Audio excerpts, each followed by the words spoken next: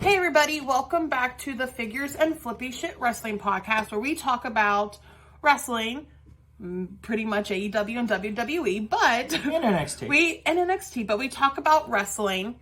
I say we just jump right in. Yeah. What do you want to talk about first? Well, first of all, I hope everybody had a nice new year. We are in a new year. We are heading into Rumble season, which is one of my favorite events of the year. And I'm going to miss the Rumble this year, at least for the time being, because I'm going to be on a boat in the middle of the ocean. Let's see. So we're going to start with World's End. AEW had their most recent pay-per-view right before New Year's. Yes. Some momentous things happened at that pay-per-view. The pay-per-view itself wasn't typical AEW quality, but there were some things going on that kind of cast a cloud over the show. And I think it really showed in the first matches on the card. Yeah. World's End didn't really hit its stride until, the third from last match? Yeah. I can't remember. It was Copeland and Christian Cage. Mm-hmm. So Copeland, Christian Cage, Eddie Kingston, John Moxley, and MJF and Smojo were all pretty good. They weren't like the typical main event quality that AEW usually shows. But like I said, I think there were some backstage circumstances that probably put a cloud over the show, didn't have everybody's mind on what was going on because of everything else going on. Mm-hmm. And basically, if you're going to be a shitty person, it can affect your show and it sucks. But that being said, we did finally have the reveal of the devil. Yes. And everybody pretty much online was correct. It did end up being Adam Cole. I thought the reveal was done quite well. Yeah. Where like MJF wanted hit by the chair, they were going to hit Adam Cole, and MJF was like, hit me, lights go out, lights come back on, Adam Cole sitting in the chair. That was pretty cool. Yeah. Like as soon as Adam Cole came out though with MJF, I was like, okay, yep, he's the devil for sure. But it was still cool how it was, like, executed. Yeah, and his minions ended up being the Wardlow. Kingdom, Wardlow, and Roddy Strong. Yeah. Two minor issues I have with this. Number one, Wardlow is back in some kind of faction type deal. So I still think Tony Khan doesn't know what to do with Wardlow. But at least he's going to be on TV. At least he'll be on TV. And two, this one is to a less extent more of kind of a funny observation. I'm going to miss neck brace Roddy Strong. I'll miss him. Yeah. Roddy Strong in the neck brace was fun. It was ridiculous. But now we've shifted to just something a little more serious. Mm-hmm. That translated to on Dynamite, we had a showdown between the Devil's Stable. Jay White's pissed because he was attacked. Which makes sense, which is good storytelling with the AEW. Yeah, and the Acclaimed came out to help Bullet Club, and Bullet Club wanted nothing to do with it. So we've made these attacks mean something. We've used those attacks to transition into feuds to deal with while MJF is out. Which is good. Because apparently MJF's going to be out for a while. They even removed him from the roster page. Which is probably storytelling. Yeah, and it doesn't really make much sense when all of your highlights still have him on there. It's not like the first time they pulled him and they pulled him from all the promotional material. Yeah, but I mean, look how long it took them to get CM Punk off pictures and stuff. This is true. This is very true. I'm pretty sure up until about 2 weeks ago, the little thumbnail for Rampage on our cable still had CM Punk. And he had been in WWE for a month and a half at that point. But yeah, so we've set up some stuff coming out of World's End. Christian Cage and Adam Copeland are going to continue their feud. A lot of people were very divided on the ending of that match where earlier that 20-man battle royal to determine who gets a future TNT title shot. One of the people I had mentioned on our podcast, not to shout myself out, but Luchasaurus / Killswitch ended up winning that chance, and Christian Cage lost at World's End. Luchasaurus comes out. Christian's like, give me your title shot. Give it to me. And Luchasaurus gives it up, and Christian Cage wins the title right back. I'm one of those people that found it hilarious and perfectly in line with Christian Cage. I think it's building for a good story. And I love how on Dynamite, Christian Cage did an interview with Tony Schiavone where Christian Cage didn't even acknowledge that he lost it in the first place. He's like, I'm 2-0. And Schiavone was like, well, you lost it, won it right back. And he's like, my 200-plus day reign. And I was like, good Lord. Christian Cage just gets more ridiculous by the minute, but in the best ways. Yes. I love that Shanna Wayne is referred to as Mother Wayne. He thanked himself, showed no love to Luchasaurus. So we're definitely going to brew a story with Luchasaurus turning on Christian Cage. I think we could do that, honestly, without the TNT title. I think Luchasaurus could cost Christian Cage the TNT title first. Because if it just goes back to Luchasaurus, like, it feels like the TNT title barely moves on to new feuds. It's always embroiled in, like, the same set of people. And that's actually reflected on the Undisputed Kingdom, as they're going by now, Adam Cole's new stable, where they said that Wardlow is going to go after Samoa Joe in the world title. And my first thought was, we already did this for the TNT title. I've seen these two feud. Yeah. So, but I understand, because Adam Cole pretty much is telling the story that Christian Cage told, where he was like, and it's okay, because once Wardlow wins the title, he'll do the right thing and just give it to me. And it's like, yeah, Christian Cage, you probably are not going to succeed that way. Christian Cage? You're not going to succeed like Christian Cage did with Luchasaurus. Yeah. So a little bit of mirrored storytelling there, but it's fine. I don't care. I'm just happy. I'm just happy to have heel Adam Cole back again. Yeah. Because I forgot how good he was until I realized he was going to be heel again. And then I got excited because I remember how intense he was in WWE as a heel. So. Yeah. And even before then, his Ring of Honor heel stuff is... Yeah. Well, I just meant I've never seen that. So, yeah. But yeah, so, I mean, World's End it wasn't quite the event that AEW usually puts on. But I do think we've come out of it moving forward with some stories that are going to get us into the new year. And it seems like they're not going to have another pay-per-view until Revolution, which I think is going to be a good thing for AEW. Because I think it's been kind of a challenge for Tony Khan to book things with so many pay-per-views, because he was used to booking with 5 pay-per-views a year, and his storylines could take longer. Yeah. So I think that we're going to come back into a stretch where AEW is going to feel a little more at home with that gap in pay-per-views. Which is funny, because you used to complain because the pay-per-views were so far apart that you felt like the storylines lasted forever. Yeah, so but they usually had those. But they had those special dynamites that they could wrap up feuds if they needed to. I know, but I'm just saying, it's funny that you're talking about how, it'll be good because we'll have these longer times. But I remember you used to complain all the time because there were longer times in between. I think it works well for some stories, not as well for others. I think that you just showed that you're a fickle fan as well. Well, maybe I am. But no. Moving into 2024, my one hope for AEW in 2024, the one thing, if I could ask AEW for one thing for 2024, it would be a swerve world title reign. Yeah. What would you ask AEW for? What's one thing you'd like to see happen in AEW in 2024? I don't know, honestly. You'd like it to survive? I guess, yeah. Just keep me entertained, I guess. I don't care how you do it. So basically for you, I know what yours would be, just keep Christian on your TV. I guess, but at the same time, like, I don't really fantasy book. I watch what's given to me. I don't get my hopes up for what could happen. I just enjoy what's in front of me. Okay, that's fair. Yes. But yeah, so like I said, we'll come into some stories for the new year for AEW. I'm not worried. I think World's End was an anomaly that was overshadowed by some circumstances that weren't related to wrestling itself. Yes. So we're going to switch gears from AEW. WWE, however, came out. They've been freaking cruising. They have been cooking lately. Yeah. They put together this holiday week. They did a day one Raw, the New Year's Evil for NXT. SmackDown had a New Year's Revolution. They did some preview show on Thursday that had CM Punk and Becky Lynch and Shinsuke Nakamura declared for the Royal Rumble. WWE is just coming out guns blazing right now, which coming into Rumble and Mania season is exactly, like, they've been doing pretty well lately. This is normally where WWE hits its stride. In the past, what we're coming out of is typically WWE's off season where they just kind of meander. So, I mean, that tells you right there the increase in quality that we've seen in WWE TV. Yes. And I think it all came... There was a really good swerve on Raw. And if you haven't seen it by now, they've been teasing all week that a former WWE champion was going to appear on Raw. And when they announced that in the arena, Jinder Mahal came out, and it was such a great troll. And it was funny because the crowd... They weren't even mad.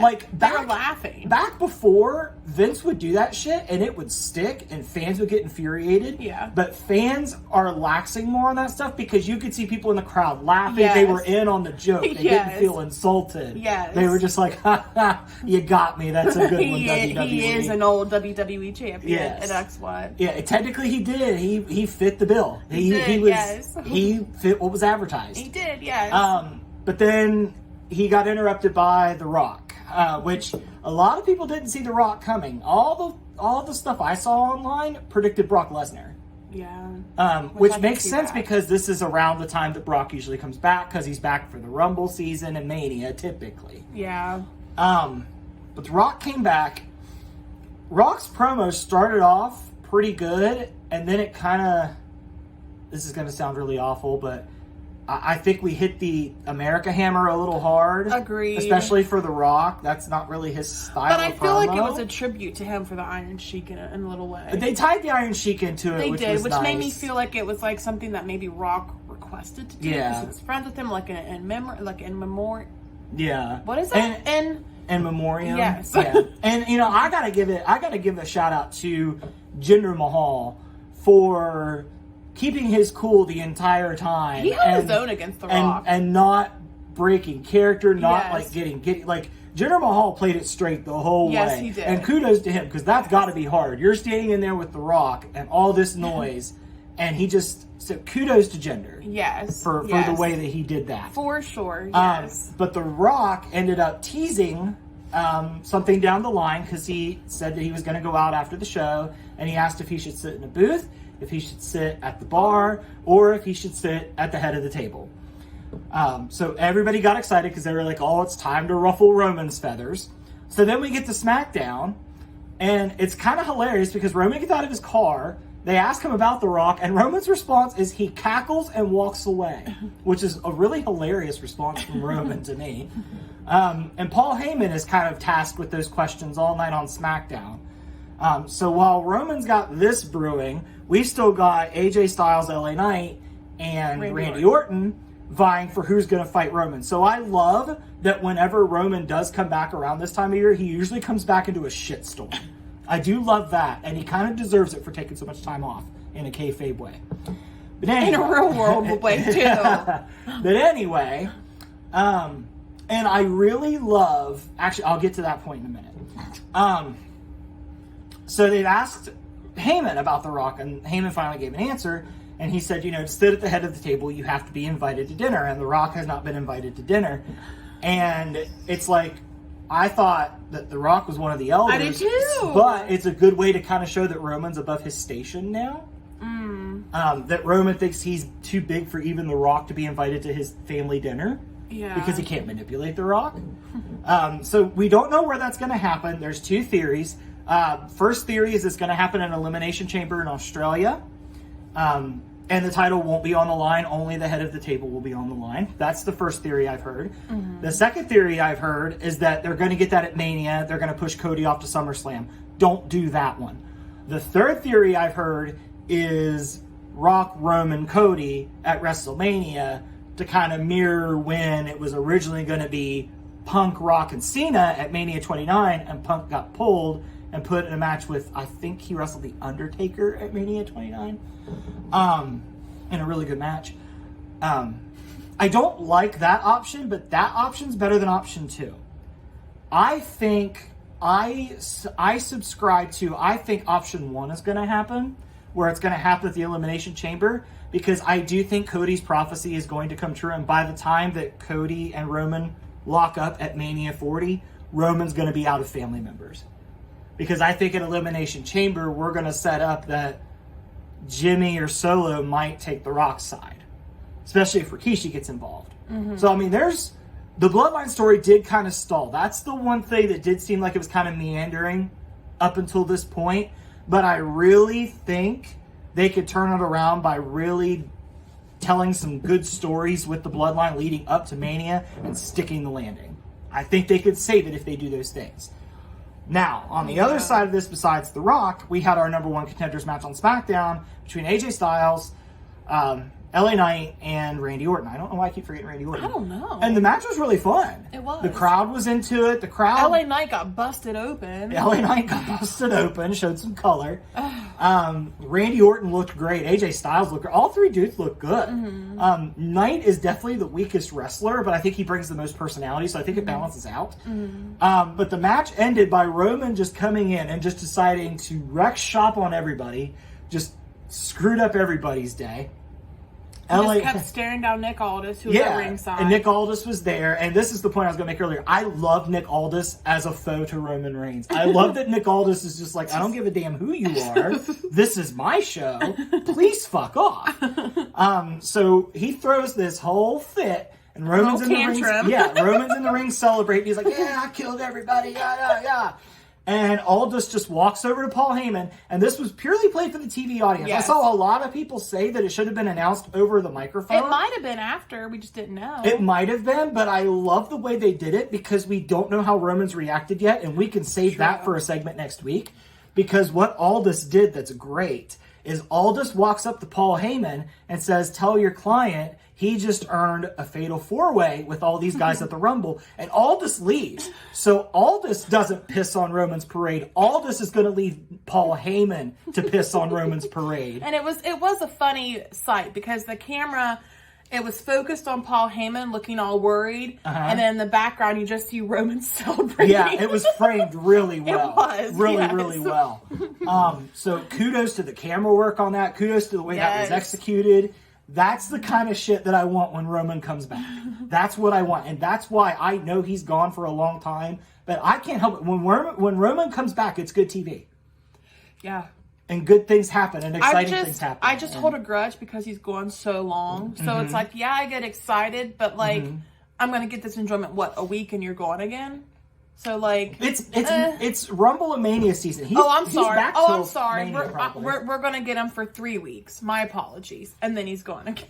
Well, if he loses the title, he'll probably be gone for a while. That's fine. He doesn't have a title. I only get mad because he has a title and he's gone forever. I understand that, but I loved the way this was done. I do too. And I'm excited for the 4-way. My only downfall is that we know Roman's not losing at the Royal Rumble. Number one, they've telegraphed The Rock.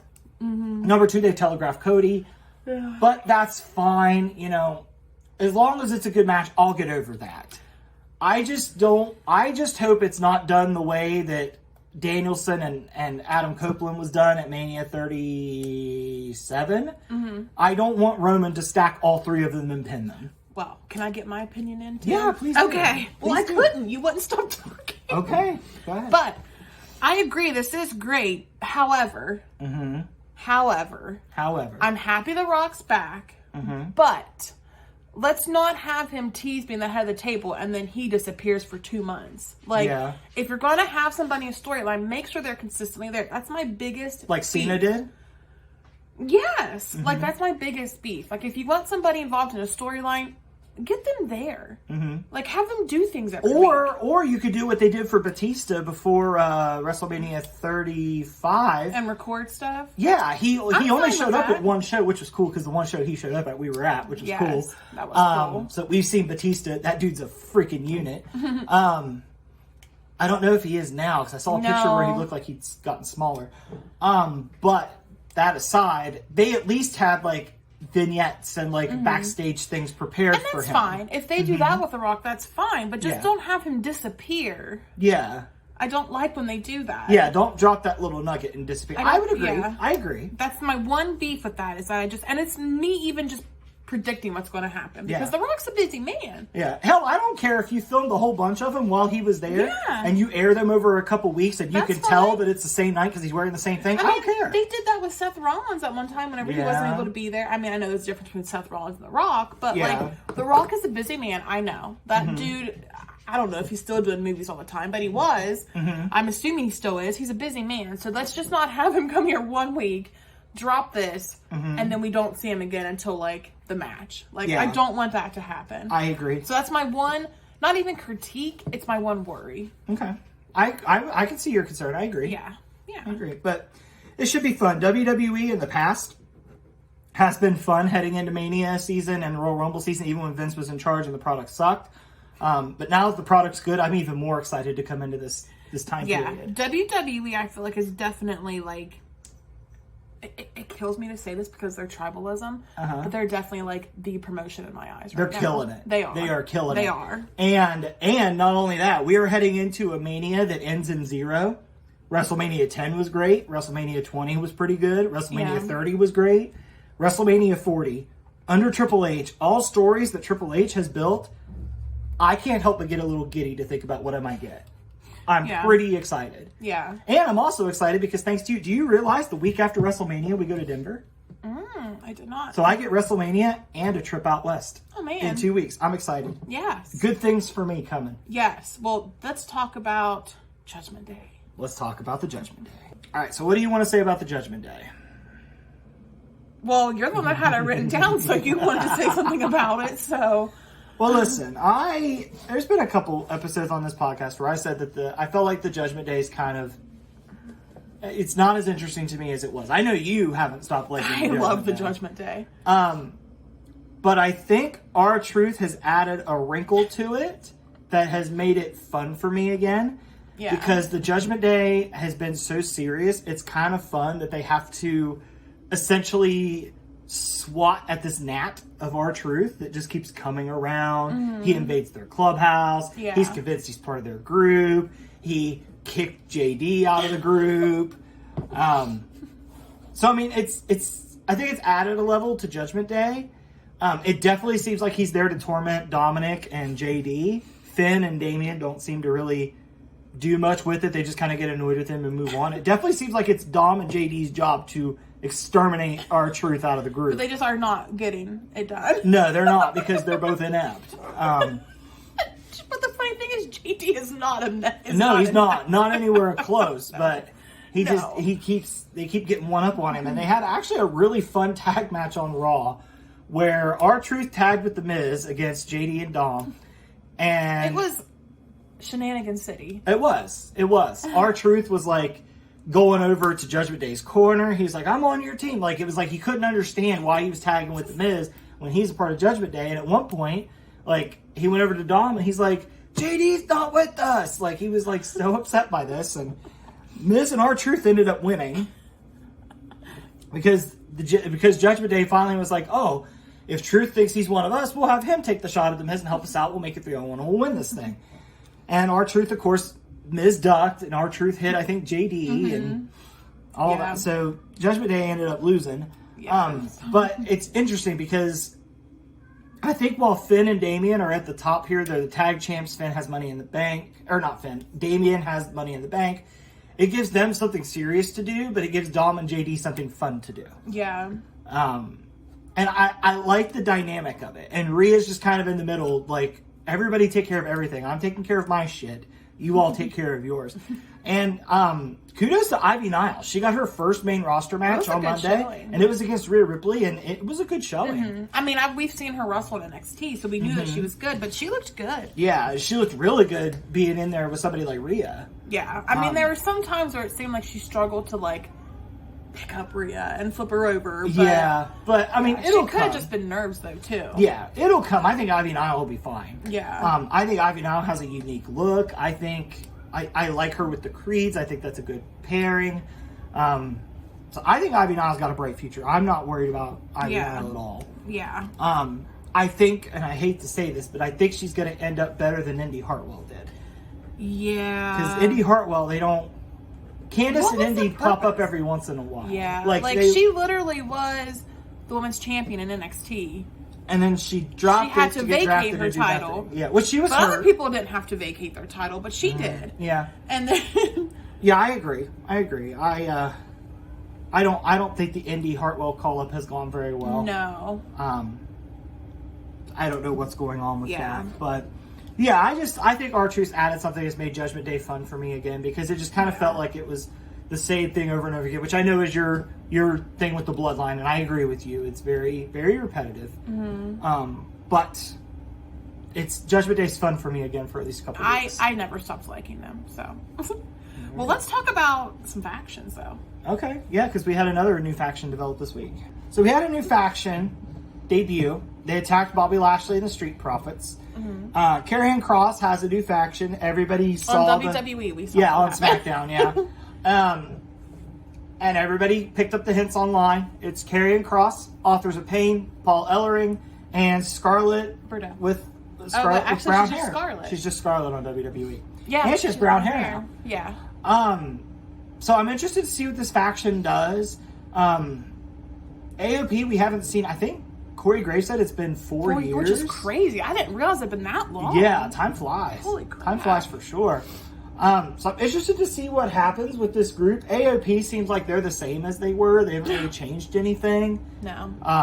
Karrion Kross has just grown his hair out. Scarlett changed her hair color. And Paul Ellering is with them, which I know the first time they got called up, I think Paul Ellering didn't go with them because he didn't want to do the travel or something, as I thought was what I heard. But I don't know if that was ever confirmed. So I'm interested to see what this faction does. I think Paul Ellering could be good for Karrion Kross. Yeah. Hopefully this will make Karrion Kross more of a threat. It kind of feels because he seems badass, but he's never a threat in the ring. Somebody commented online, and I kind of agree. They commented that they felt that this was kind of their Karrion Kross's last chance to get over and do something impactful before they decide if it's not working.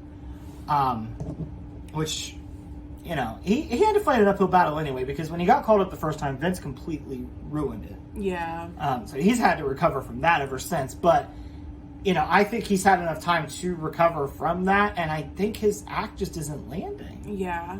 And I don't know Which is crazy if because in NXT it was awesome, wasn't it? Oh yeah, everybody liked it in NXT. Yeah. I don't know if it's because he's paired up with people that don't really fit what he's doing to feud with, because he's feuded with like AJ Styles, Rey Mysterio.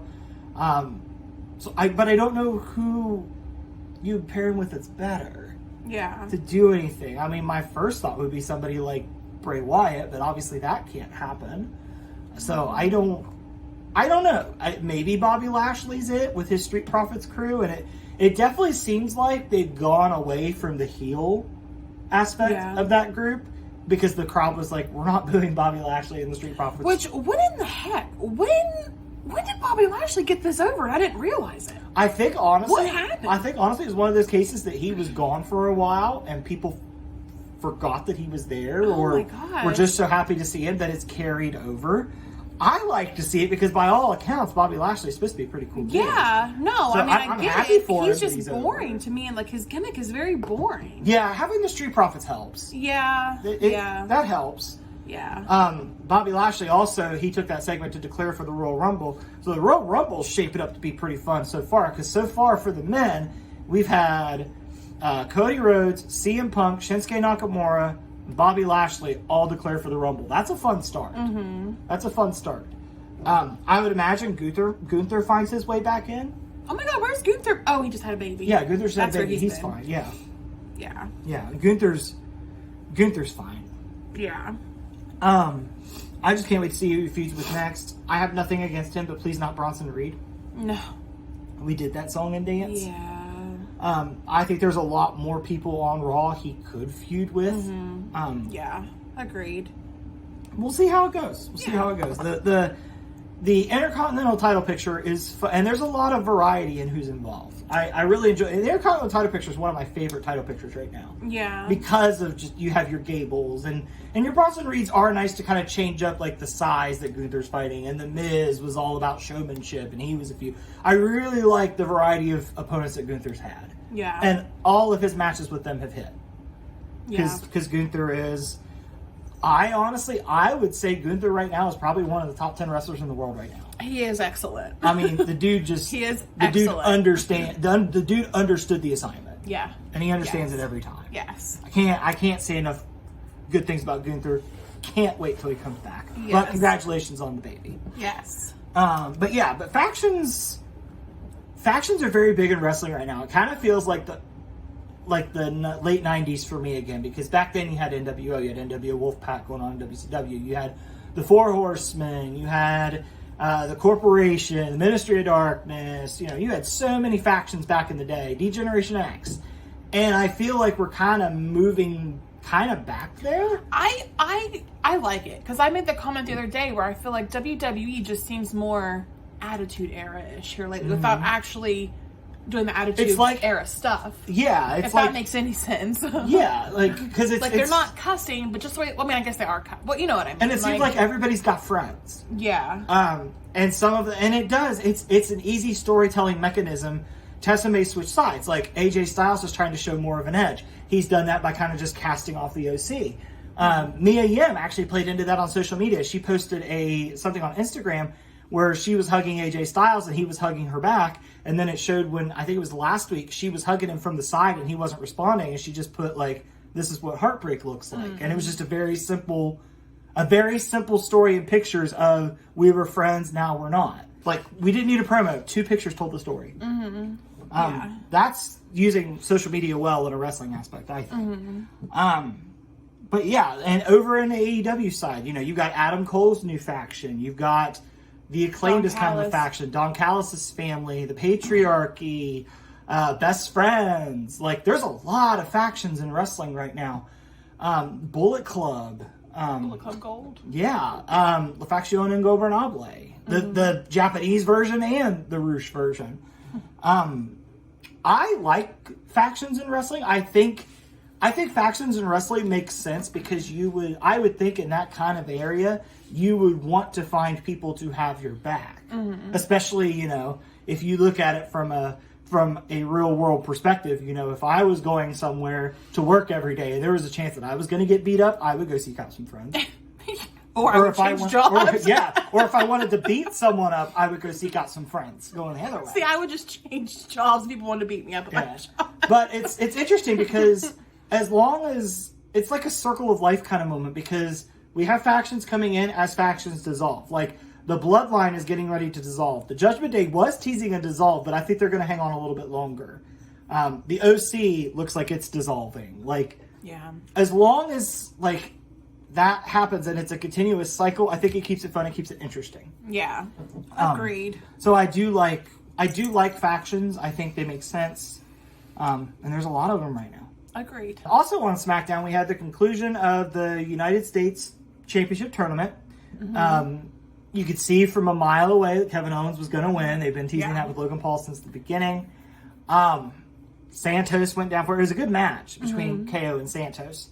I'm really surprised that there wasn't more of a payoff that we got at New Year's Evil, where Kevin Owens was at the end of that match. I'm surprised we didn't get more payoff with that. It just kind of happened, but that's fine.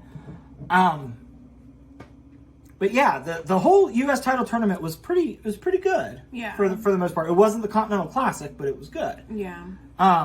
So we're gonna get Logan Paul, Kevin Owens at Royal Rumble. I don't think Kevin Owens is winning. I think Logan Paul's gonna hold that title to Mania. I'm in the school of thought that he's probably gonna drop it to LA Knight.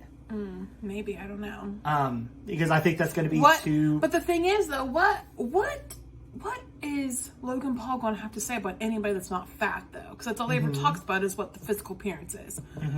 I know that's something that's rubbed you the wrong way since he's been on commentary. Yeah, because it's just kind of like, are you that uncreative that you can only focus on the physical appearance? Get more creative. Just get more creative.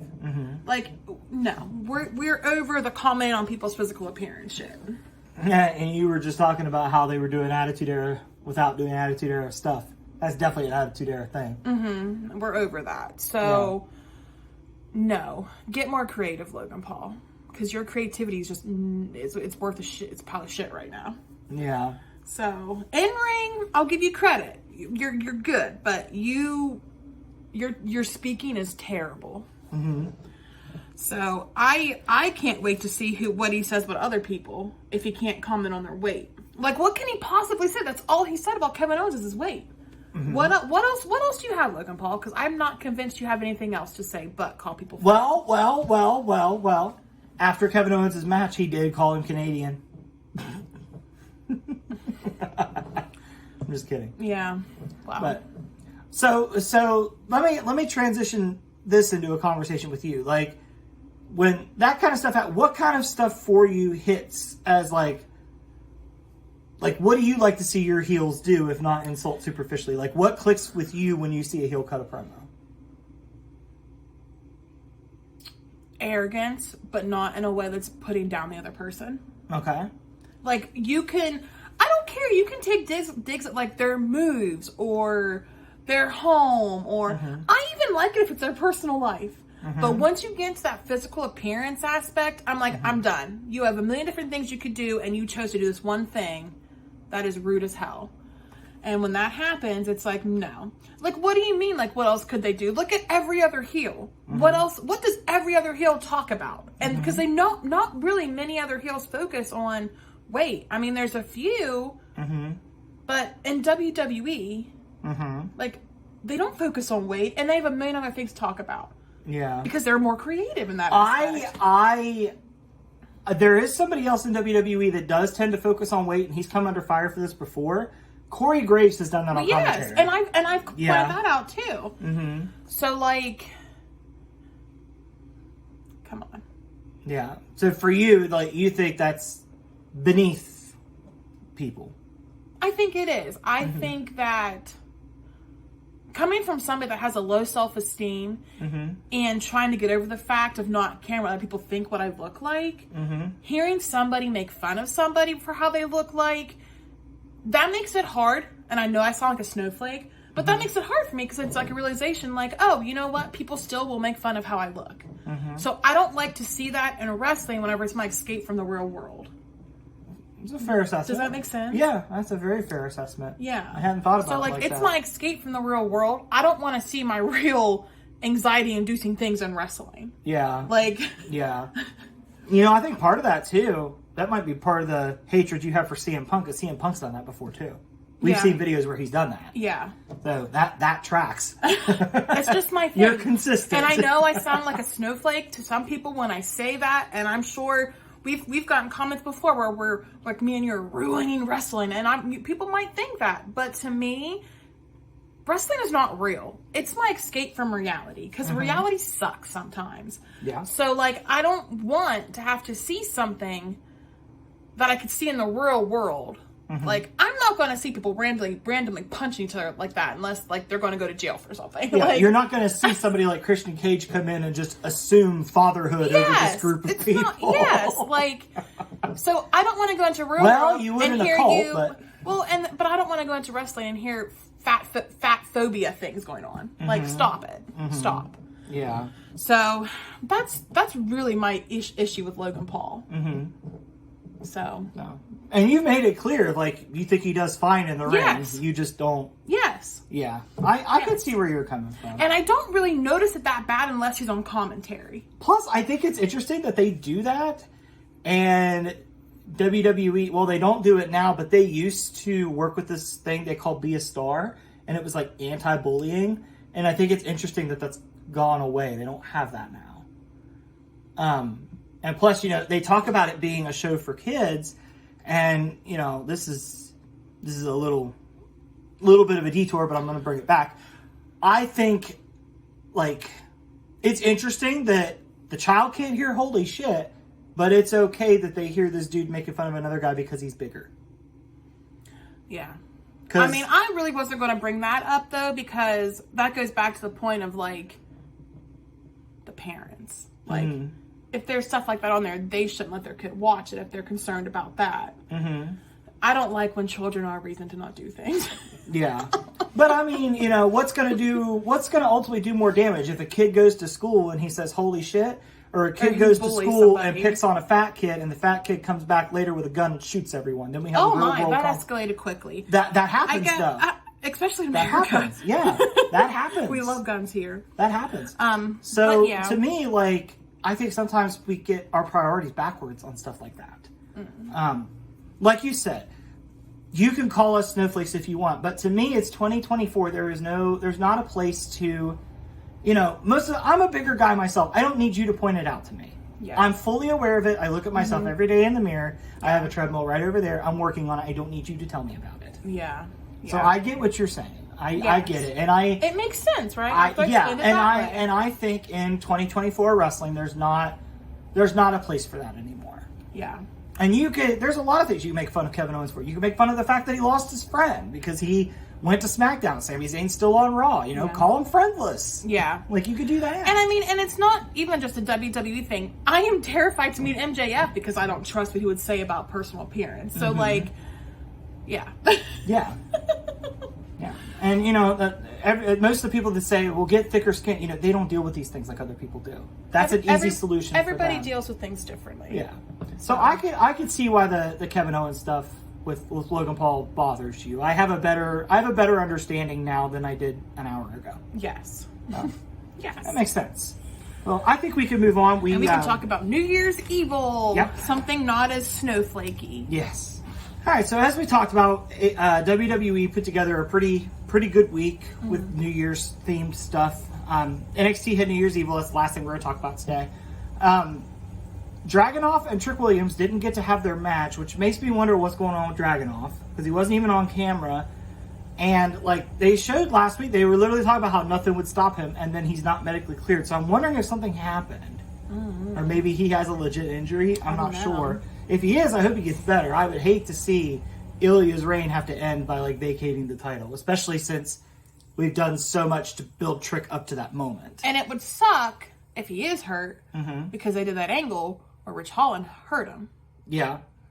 Ridge? Did I say Rich or Ridge? You said Ridge. Ridge. You had it so right. like, I don't know. That's not going to look good for Rich Holland if that's like the third person he's injured. What's interesting too is it seems like that NXT and SmackDown made a trade. NXT got Ridge Holland and NXT got Ridge Holland and SmackDown got Tyler Bate. I'm fine with he that. He debuted with Butch this week. Yeah, I'm fine with that. Yeah, I think they'll be a fun tag team. I'm looking forward to that. But for New Year's Evil, though. New Year's Evil. First of all, the match ended up, instead of getting Trick and Dragunov, we got Trick and Grayson Waller. And Carmelo put Trick's number one contendership on the line. Carmelo, I think Carmelo's dirty. I do too. I think he's dirty. He's a dirty man. He is. I think he is. Because he got out there and Trick told him, stay in the back. I don't need your help. Trick gets ready to beat Grayson Waller. He still does. Don't worry. We didn't do anything crazy. And Carmelo Hayes comes out then and he's like, yeah, get it. And Trick's like, why are you here? Like, I told you, stay away.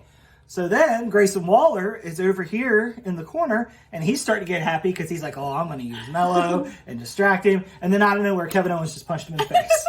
And that's what I was talking about on SmackDown. I'm surprised Grayson Waller didn't use a little bit of revenge to get Kevin Owens there. Or at least attempt revenge. Yeah.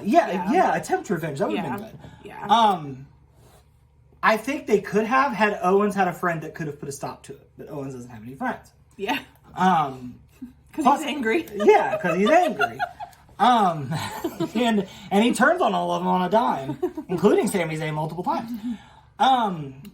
So, and then the whole time after Trick won, Mello didn't look super happy. I mean, he looks a little happy at first, I think. Yeah, and then like as it like settled in, and Mello's been trying to interject himself into Trick's business ever since Trick became number one contender. Ever since Mello kind of dropped off as like a title contender. Yeah.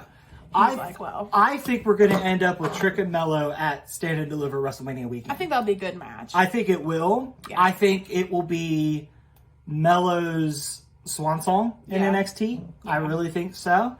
And I think if that's the case, I think they'll have Trick beat him. And I could easily see Trick being NXT next year. Or this year, being NXT champion. Oh, I was like, what do you mean being NXT? But okay. Be NXT champion. I didn't finish my sentence. That's my fault. Okay. But I totally see that happening. I would totally be on board for that. Mm-hmm. I feel like Trick is kind of the LA Knight of NXT. Where Trick caught fire. His and freaking theme song is a bop. Like, that comes on and you just, how can you not root for Trick? Yeah.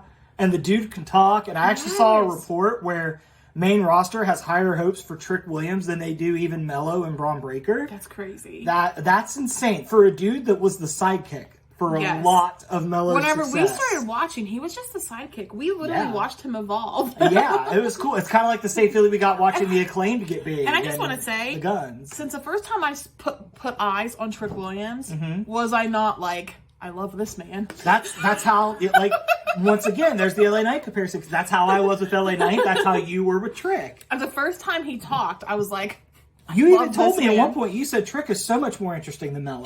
Like, and you were like, and I like Mello. Yeah. But Trick is a lot more interesting. Yes. So kudos to Trick. That dude's had a hell of a year. He is over like Rover. Yes. And I don't think I'm that far off comparing him to LA Knight in the NXT realm. We also had the finals of the men's breakout tournament, which Riley Osborne lost, which you were sad about. I was, yes. But You and I Thea Hale. kind of knew that. Obafemi. Yeah, I kind of knew that he was going to win. Yeah, I hope they do something with him.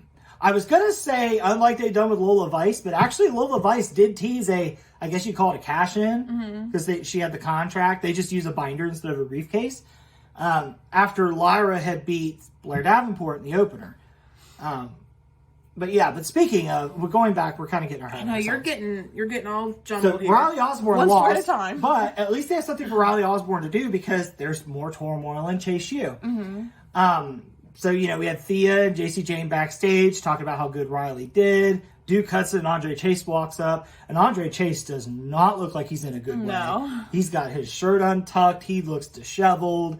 He's not in a good way. And I love that JC Jane pointed it out. She was like, you clearly cannot handle being in the Dusty Classic. And she kind of took over and said that it's going to be Riley and Duke Hudson in the Dusty Cup. Yeah. And I like how JC Jane kind of went from like the outlier of not really seeming like she was on board with Chase U to now she's kind of become like the Rhea Ripley of Chase U. Yeah. Where like everything's going to go through her. And I'm interested to see how that plays out and how we pay that off because they don't do intergender wrestling, so it's not like Andre Chase can fight her over control of Chase U. So I'm interested to see how that pays off. Yeah. If it pays off with the destruction of Chase U, or if Chase U is back better than ever. Because I've said it before, I don't know how well Chase U as a gimmick translates to the main roster. Yeah. It feels right at home in NXT. But I just don't know if the main roster they would show the same appreciation. But that being said, I could also see them being like an Alpha Academy. Yeah. Where over time people learn to love them and not learn to love them. Start to love them. I can see that being the direction for Chase U. Or maybe we have Alpha Academy and the Creeds and Chase U form a big super group and call it, Alpha University or something. Maybe that happens. I don't know. I don't know either. That's a fun super faction to think of. It's a fun super faction that feels like it would go nowhere, but it would be fun to watch it happen because you would have, if you did that, you would have Gable, Otis, Maxine, Tozawa, the Creeds, Ivy Nile, Thea Hale, Duke Hudson. That's a monster faction. I wouldn't like that. That'd be too much. That's a monster faction. Yeah. That's like NWO and WCW levels of monster faction. I'm okay with that large. I don't want that. Yeah. Or you could have the Alpha Academy and Chase U feud, and it's like a school feud, like a crosstown football feud. That's even if they get into contact, if they even go to the main roster as Chase U, bro. True. Very true. Very true. Because it's looking like Chase U's on its last legs at this point. So... And not because the storytelling's bad, but because that's the story they're telling. That Chase U's on its last legs. Yeah. And there's a lot of really good things going on in NXT. Like, I love how they'll use a segment to tell multiple stories using the background. Like, a good example of that this week, NXT usually has one example a week where they do that really well. And this week's example, they were talking about the Dusty Cup, and there were people getting excited for it. It was Malik Blade and Idris Enofe, and they were talking to... I can't remember who they were talking to. Nathan Frazier. Yes, Nathan Frazier and Axiom. That's going to be a fun tag team. I'm looking forward to that. Nathan Frazier, he doesn't know when to not talk. Nathan Frazier, yeah, he does. His mouth always gets him in trouble, and he even talked about in his promo. He was like, "I'm not going to talk about him because they'll morph through the wall." It was hilarious. Some people don't like when wrestling's self-aware like that. I think it's fun to do a little self-awareness. I don't like when it's too not self-aware, like Stax and Tony D'Angelo. But I love, because what happened was there was somebody sitting in the background, and I didn't notice it at first. You actually pointed out. You were like, who's back there? And I was like, that's Brooks Jensen. And then they started talking about the Dusty Cup and how they got excited. And Brooks Jensen in the background, without saying a word, without the camera looking at him directly, got sad, got up, and left. And I just love that NXT uses those opportunities to tell that story. His group recently just broke up. Yeah. So it would, and I believe they've won the Dusty Cup, or they were tag champs or something. Tag champs once, I believe. So that would make sense that it would be hard for him to listen to that conversation. So I love when wrestling does stuff like that, when it when it feels like an actual job and world and place. Like, it makes it so much more interesting. Yeah. And it makes the interactions more interesting. So kudos to NXT for sticking that in there, because I don't know how many people caught it, but for those of us that did, that was a nice little treat and a nice little payoff to a story that you were telling. Yeah. So yeah, New Year's Evil ended up being pretty good as well. WWE had a great week. They had a social media buzzworthy week. And like we said, like we're not tribal by any means. But the fact that AEW had World's End with that cloud on it, and WWE came out and just throttled the whole way through the week, that's not good. Right. That's not good. I just hope that cloud... No, I'm not going to talk about the cloud, but yeah. Yeah, we won't talk about the cloud. We don't have enough information to talk about the cloud. But with that being said, you know, WWE's clicking on all cylinders. I think AEW's going to get back on track. I'm not worried about it. No, I just think that WWE's the best right now. Yeah, and WWE's... That we watch, at least. Yeah, and WWE's going to be hard to beat going into the Rumble and WrestleMania, because that's their time to shine. That's their big, like, what they've built the entire year to. So they're even tough to beat in their shit years whenever they're Rumble and Mania season. And the fact that they're having, you know, one of their best years on record, you know, Vince's stain is pretty much completely off the company. Triple H is in full control. We are barreling into the Rumble, and I couldn't be more excited. I'm probably more excited now than any time that I've watched WWE. Like, there's a lot of good stuff coming. There's a lot of good stories that are going to pay off. I think WrestleMania 40 is going to be a hell of a show. And it starts building this week. Yeah. So that's going to do it for us this week. You know, let us know your thoughts in the comments. You know, what stories do you like that's going on? You know, how do you feel about... Even if it's not in WWE and AEW. Yeah. New Japan had Wrestle Kingdom. We keep track of other wrestling. We just aren't... There's not enough time in the day to watch all the wrestling we would like to watch. I know Wrestle Kingdom happened this week. You know, let us know your thoughts on Wrestle Kingdom. The only thing I know is that Okada and Danielson put on a show, which... You know, that's about as surprising as, you know, my cat got up and took a leak today. You know, it's just a fact that they were going to do that. And apparently Brian came out injury-free, which is great. I think it's the first time it's happened with Okada.